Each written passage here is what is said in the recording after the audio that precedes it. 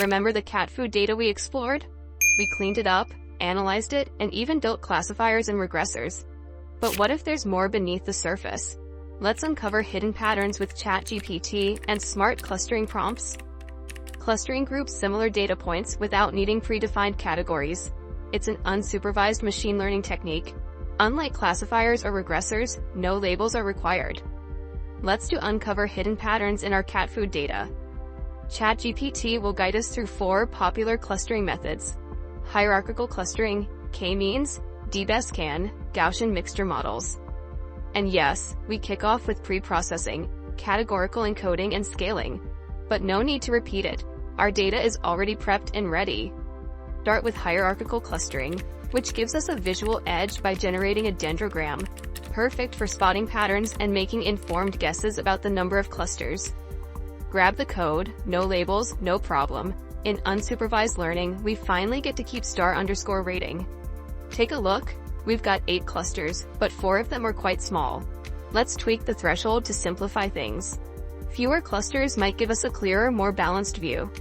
With some clues about the number of clusters, the next step is K-means. Time to let ChatGPT generate the code. Let's see what it comes up with. Along with the K-means code, ChatGPT suggests we determine the optimal number of clusters first. Smart move. The elbow method backs up the dendrogram suggestion of 8 clusters, giving us a detailed picture. Time to run the code from ChatGPT. Steps 1 and 2 are already covered. Now it's all about tweaking the number of clusters. With 8 clusters, the distribution looks pretty smooth. To uncover what's driving these clusters, we need to dig into the centroids. Time to call on ChatGPT for the code and get analyzing. Centroids show the average features of each cluster, like the typical product in the group. We see clusters of cheap and pricey products, small and large packs, and popular or less popular ones. But the main factor seems to be the brand. Clusters are mostly grouped by that. Let's try fewer clusters to spot broader trends. With 5 clusters, every group has something to reveal. One cluster features pricey, popular cat foods in big packs, vegan no less. Got a vegan cat? Be ready to splurge. Another group? Cheap and unloved. Looking for mid-range options? Clusters 0 and 2 have you covered. But Whiskas and meat products are rated higher than Mio, Purina, or Shiba. And Royal stays aside with its pricing, packaging, and quality strategy. When clustering into 4 groups, Royal products blend with medium-priced favorites.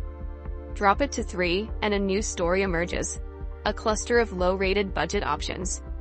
These 4 products are probably just outliers. To check, let's try DBSCAN, a flexible clustering algorithm that can detect outliers.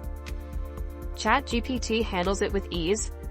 No clusters are found at first with the default settings, so we visualize the products in 2-dimensional space using PCA.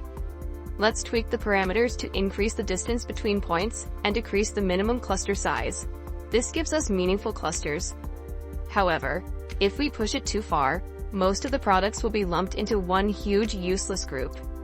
Nevertheless, DBSCAN highlights 4 rare low-rated products that are worth noting.